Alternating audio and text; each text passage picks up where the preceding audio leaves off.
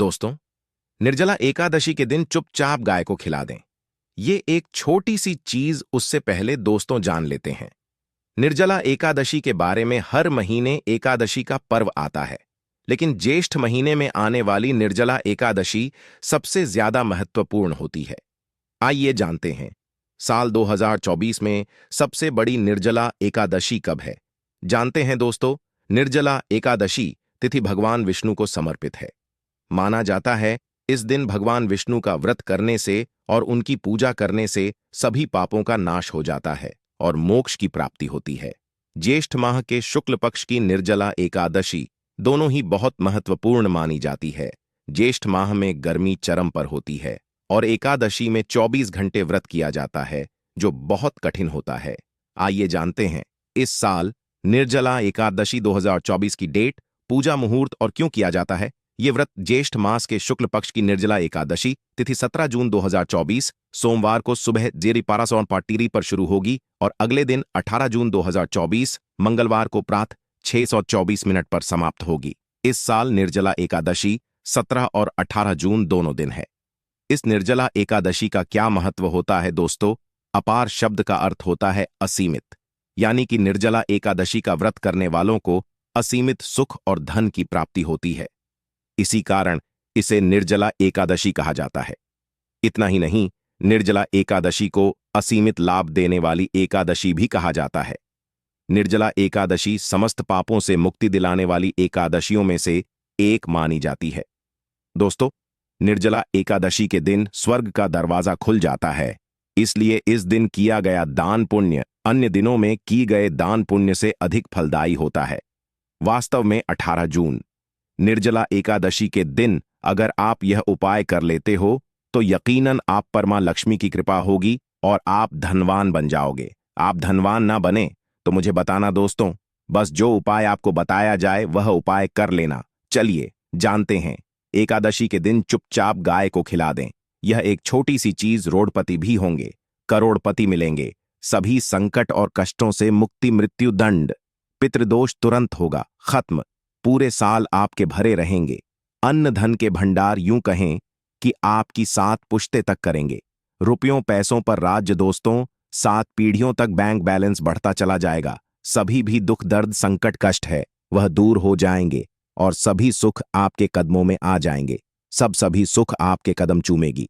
यदि आप यह एक छोटी और खास चीज चुपचाप गाय को खिला देते हैं तो तत्काल गरीबी आपके जीवन से खत्म हो जाएगी।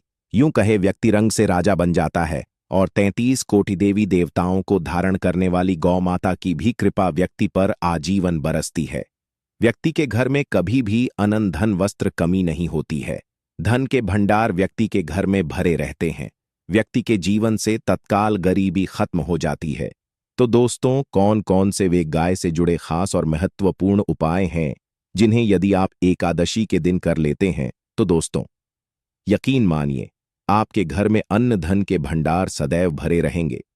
जो भी जीवन के दुख दर्द संकट कष्ट है वह सभी दूर हो जाएंगे। इस वीडियो में हम आपको उसी एक खास और महत्वपूर्ण चीज के बारे में बताएंगे, क्योंकि आपको निर्जला एकादशी के दिन गाय को जरूर खिलानी है। तो दोस्तों, अपने फायदे के लिए पूरा वीडियो देखना।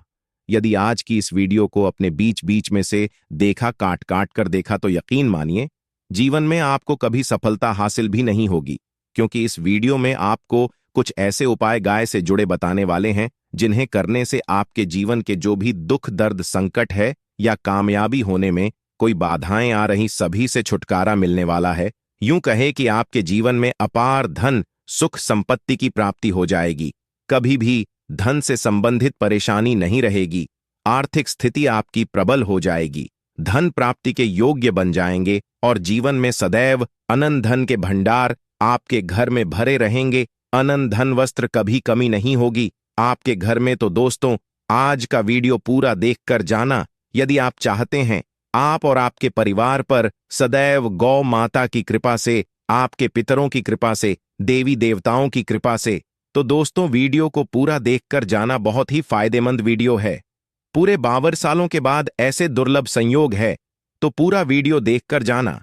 यदि आप लाभ हासिल करना चाहते हैं और 7 पीढ़ियों तक कभी कोई किसी तरह की कमी ना हो, यह फल चाहते हैं, तो वीडियो को पूरा देखकर जाना बहुत ही लाभप्रद वीडियो है आपके लिए। दोस्तों, वीडियो को आगे शुरू करें उससे पहले आपसे रिक्वेस्ट करते हैं कि इस वीडियो को लाइक कर चैनल को सब्सक्राइब कर देना और कमेंट बॉक्स में सच्चे दिल से जय गौ माता जरूर लिख देना, जिससे माता की कृपा आपके और आपके परिवार के ऊपर सदैव बरसती रहे। और ज्यादा से ज्यादा वीडियो को शेयर जरूर करना ताकि और लोग भी इस वीडियो के माध्यम से लाभ हासिल कर सके। इन उपायों को करने से अपने जीवन में सदैव धन सुख संपत्ति की प्राप्ति कर सके। तो शेयर करना ना भूले इस वीडियो को, जिससे और लोगों का भी भला हो। आपको बता दें, इस दिन तीर्थ स्नान करना बहुत ही फलदायी समझा गया है। यदि कहीं तीर्थ स्थान पर पवित्र नदी में स्नान करना संभव ना हो तो आप क्या करें? घर पर ही नहाने वाले पानी में गंगा जल की कुछ बूंदें डालकर स्नान कर लें। और साथ ही साथ यदि आप स्नान आदि से निवृत्त हो जाएं, सर्वप्रथम तो अपने घर के पूजा स्थान को साफ कर वहां पूजा पाठ करें और दान जरूर करें। और इस निर्जला एकादशी के दिन दान करने से सभी मनोकामनाएं पूर्ण हो जाती हैं। एकादशी के दिन विशेषकर पूर्वजों की पूजन के लिए बहुत ही शुभ फलदायी समझा गया है। आपको बता दें, इस बार जो इस दिन पूजा के साथ साथ सूर्यदेव की पूजा जरूर करनी चाहिए। आपको बता दें कि इस दिन यदि सूर्य नारायण की पूजा करते हैं तो आपके ग्रह जनित दोष भी दूर हो जाता है। व्यक्ति के जीवन में धन सुख संपत्ति की प्राप्ति हो जाती है। समस्त मनोकामना व्यक्ति की पूर्ण हो जाती है। और दोस्तों, साथ ही साथ अब बात करें आपको उस दिन, मतलब यह जो एकादशी के दिन है, इस दिन आपको एक उपाय तो जरूर करना है।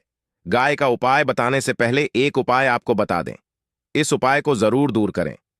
क्या करें कि शाम के समय पीपल के पेड़ के नीचे आपको सरसों का चौमुखी दीपक, आटे का दीपक बनाना है। चौमुखी, उसमें आपको कलावे की बाती लगाकर सरसों के तेल का दीपक जला देना है और बीच में 2 साबुत फूल वाले लौंग भी डाल दें।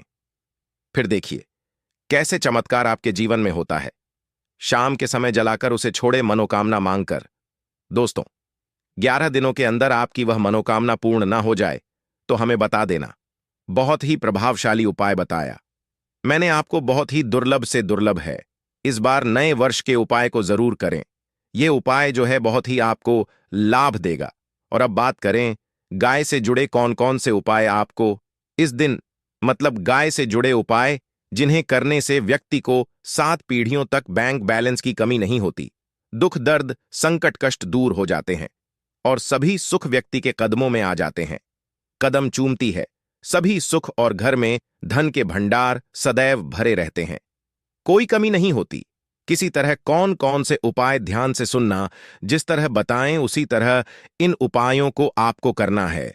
तो चलिए शुरू करते हैं। कौन कौन से गाय से जुड़े उपाय हैं? प्रभावशाली चमत्कारिक उपाय है जो कि आपकी किस्मत को चमका देंगे।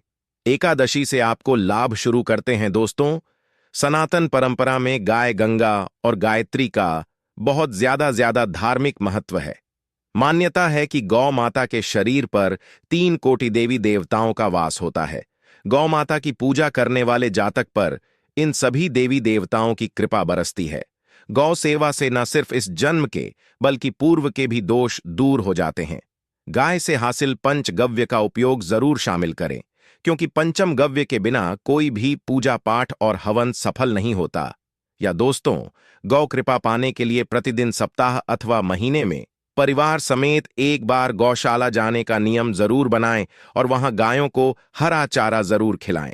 इससे आपको शुभ फलों की प्राप्ति होगी और साथ ही साथ गौ सेवा और गौ पूजा से 9 ग्रह शांत हो जाते हैं और इनसे जुड़े दोषों का निदान हो जाता है। गर्मियों में गौ माता को पानी पिलाएं और सर्दी में गौ माता को गुड़ जरूर खिलाएं।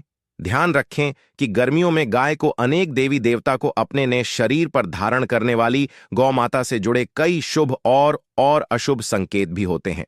मसलन, गाय का दूध दूहते समय यदि गाय ठोकर मार दे और सारा दूध बिखर जाए तो अब शगुन होता है। यदि कोई यात्रा पर निकल रहा हो और गाय अपने बछड़े को दूध पिलाती सामने आ जाए तो निश्चित रूप से जिस यात्रा के लिए आप निकले हैं वह यात्रा आप जरूर ही सफल होगी और वह जिसके लिए आप निकले हैं वह जरूर ही पूर्ण होगा।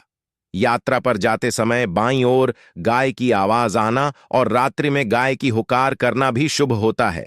दोस्तों, साथ ही करना भी शुभ होता है। दोस्तों, साथ ही साथ गाय के साथ आप भूल कर भी दुराचार ना करें, अन्यथा मिलता है घोर पाप और जीवन भर की परेशानियां बनी रहती हैं। जी हां दोस्तों, गाय को राष्ट्रीय पशु बनाए जाने और इन्हें मौलिक अधिकार दिए जाने की बात हो रही है, तो सवाल उठता है, गाय संस्कृति का अहम हिस्सा है, तब भी गाय के साथ लोग खराब व्यवहार कैसे कर लेते हैं। गाय दर दर भटकती रहती है, भरपेट इन्हें चारा तक लोग नहीं देते। गाय जब तक दूध देती रहती है तो उनकी सेवा होती है, और जैसे ही दूध देना बंद कर देती है तो लोग इन्हें उनकी किस्मत पर छोड़ देते हैं, सड़कों पर और गलियों में भटकने के लिए। ऐसे में गोवंश जीवों को कोई डंडे मारता है तो कोई पानी डाल देता है, कभी वाहनों की चपेट में आ जाती है तो कभी बीमार होकर बेचारी यह गाय दम तोड़ देती है। ऐसे में जरूरत है इन बातों को जानने की, गाय को लेकर शास्त्रों में क्या कहा गया है, गाय के साथ आपको कैसा व्यवहार करना चाहिए। दोस्तों, गाय को कभी भी मारना पीटना नहीं चाहिए। शास्त्रों में गाय को माता का दर्जा दिया गया है। गाय को मारने वाला माता को मारने पीटने वाले के समान पाप का भागीदार समझा जाता है। नरक लोक में वर्षों तक कष्ट भोगना पड़ता है, अगले जन्म पशु योनि में मिलता है। कथा है कि गौतम मुनि ने गलती से गाय को डां मार दिया था, जिससे गाय की मृत्यु हो गई थी, और इस पाप से मुक्ति के लिए इन्हें वर्षों तक तपस्या करनी पड़ी। भगवान श्री कृष्ण जी ने बैल स्वरूप में आए वृद्धाश्रम का वध कर दिया था, जिससे मुक्ति के लिए भगवान श्री कृष्ण को संपूर्ण तीर्थों को एक कुंड में बुलाना पड़ा, और इस कुंड में स्नान से वह पाप मुक्त हो गए थे। दोस्तों, साथ ही साथ पानी पी रही गाय को भगाते हैं, वे घोर पाप के भागी बनकर नरक भोगते हैं, ऐसा पुराणों में बताया गया है। जबकि जो लोग गाय के लिए प्याऊ और चार बनवाते, वह माह भाग्यवान होते हैं। ऐसे लोग घोर पाप से मुक्त होकर स्वर्ग पा जाते हैं और बड़े ही धनवान कुल में जन्म लेकर सुख भोगते हैं। और साथ ही साथ आराम कर रही गाय को कष्ट देकर कभी भी उठाना नहीं चाहिए। कहते हैं कि जिस स्थान पर गाय बैठी है वहां से नकारात्मक ऊर्जा खत्म हो जाती है। गाय के बैठने की जगह को जो लोग नियमित साफ रखते हैं, वह जन्म में किए गए जाने अनजाने में पापों से मुक्ति हो जाती है और गोलोलोक में स्थान पाते हैं। गाय को डंडा मारकर उठाना, पानी डालकर उठाने से मनुष्य पाप का भागी बनता है और अगले जन्म में उसे दर दर भटकना पड़ता है। और साथ ही साथ शास्त्रों में बताया गया है कि गाय का दूध उसके बछड़े के लिए होता है। गाय के बछड़े से बचा हुआ दूध ही मनुष्य को लेना चाहिए, परंतु कुछ लोग एक बार गाय को दूध लेने बाद फिर से बछड़े के लिए बचा हुआ दूध भी धो लेते हैं। ऐसा करना घोर पाप कहा जाता है। ऐसे दूध को धोने वाला और ग्रहण करने वाला दोनों ही पाप के भागी बन जाते हैं। दोस्तों, साथ ही साथ शास्त्रों में कहा गया है कि गोवंश मतलब गाय और बैल के पीठ पर नहीं बैठना चाहिए। इनकी पीठ पर बैठने से महापाप लगता है। ऐसे लोगों को नरक की यातना भोगनी पड़ती है। एकमात्र देव के अंश के उत्पन्न नंदी ही गोवंश है, जिस पर स्वयं महादेव और महादेवी सवारी करती है, क्योंकि नंदी ने स्वयं अपनी इच्छा से महादेवी की सवारी बनना स्वीकार किया था। और साथ ही साथ शास्त्रों में गाय के दान को बहुत ही महत्व दिया गया है, परंतु ऐसी गाय का दान कभी नहीं करना चाहिए जो बूढ़ी और बीमार हो। कठोपनिषद में नचिकेता की कथा भी इस संदर्भ में है कि जिस नचिकेता ने पिता द्वारा बूढ़ी गाय को दान करने पर आपत्ति जताई थी, दूध देने वाली और बछड़े सहित जो लोग का दान करते हैं, वह महान पुण्य को हासिल करके स्वर्ग में स्थान पाते हैं। दोस्तों, साथ ही साथ सूर्य चंद्र मंगल शुक्र की युक्ति राहु से हो तो पितृदोष होता है। यह भी मान्यता है कि सूर्य का संबंध पिता से एवं मंगल का संबंध होने के कारण सूर्य यदि शनि राहु या केतु के साथ स्थित हो या दृष्टि संबंधी हो तथा मंगल की युति राहु या केतु से हो तो पितृदोष होता है। इस दोष से जीवन संघर्षमय बन जाता है। यदि पितृदोष हो तो गाय को प्रतिदिन या किसी भी एकादशी को या किसी पूर्णिमा के दिन, अमावस्या या किसी भी खास दिन पर रोटी गुड़ चारा खिलाने से पितृदोष खत्म जाता है। साथ ही साथ गाय की पीठ पर जो कुबड़ बना होता है वह बृहस्पति गुरु है। अतः जन्मपत्री में यदि बृहस्पति अपनी नीच राशि मकर में हो या अशुभ शिवलिंग में जा रहे हो और सामने से गौ माता आती हुई दिखाई दे तो गौ माता को अपनी दाहिनी ओर से जाने देना चाहिए। आपकी यात्रा जरूर ही सफल होगी। और जिस घर में गाय होती है उसमें वास्तु दोष स्वतः ही खत्म हो जाता है। और साथ ही साथ आपको बता दें कि गाय को आप भी रोटी बनाएं, प्रतिदिन ताजी रोटी ही बनाएं। गाय को अगर आपने रोटी बनाई है तो कोशिश करें कि उस रोटी को आप तुरंत ही गाय को दे दें। अगर आप उस रोटी को रख दें और उस रोटी को अगले दिन देंगे तो वह रोटी बासी मानी जाएगी।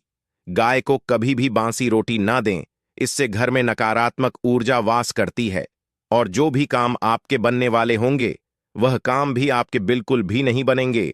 इससे आपके घर में हमेशा दर्द देवता का वास रहेगा और आप जिस भी काम को करेंगे उस काम में आपको हमेशा असफलता ही हाथ लगेगी।